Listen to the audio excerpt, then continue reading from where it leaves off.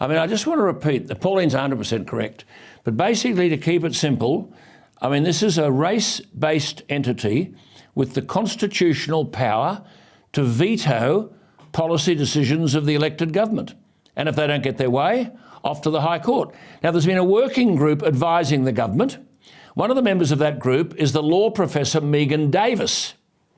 She's on record as saying that the Voice, quote, will have an extraordinary impact in terms of the government of the day and the parliament, that it would be proactive, that it wouldn't wait to be consulted, and she said it is a very, very powerful mechanism. Now, Pauline, we're being warned, are we not?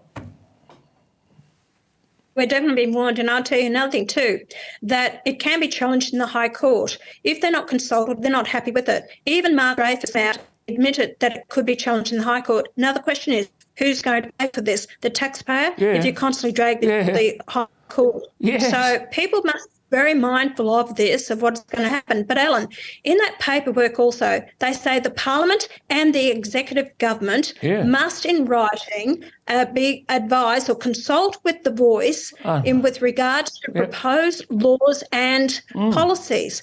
Does that mean me? Does it mean to me that if I put up a private member's bill, that I've got to go and consult them and get it ticked off from them? Well, I'm not doing it. It's not going to happen.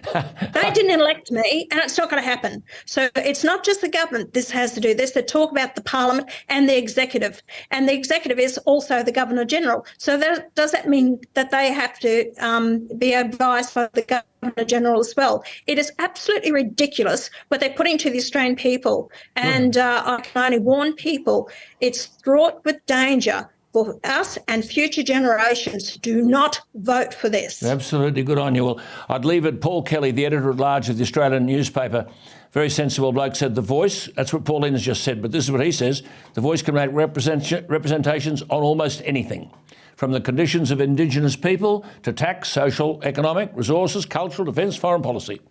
So Anthony Albanese has just caved in to the Indigenous lobby and acknowledged that the Parliament and executive government should seek written advice from the Voice, these words of the model, written advice from the Voice early in the development of proposed laws and policies. So I'm just saying, MPs, woke businesses and academics, do some homework.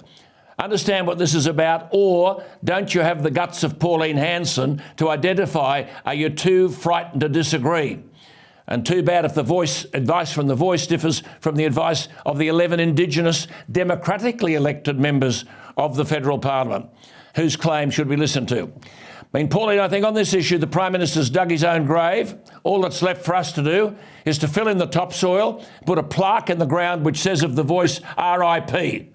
I hope so, Alan, because I tell you what I'm seeing happening on the floor of this parliament with Dave Pocock, supporting him, it just makes my blood boil that he's not worth his salt of this country, of the policies he's pushing through, and heaven help us, because people are worried about the cost of living and the standard of living country. Well, it's not going to get any better. It's only going to get worse.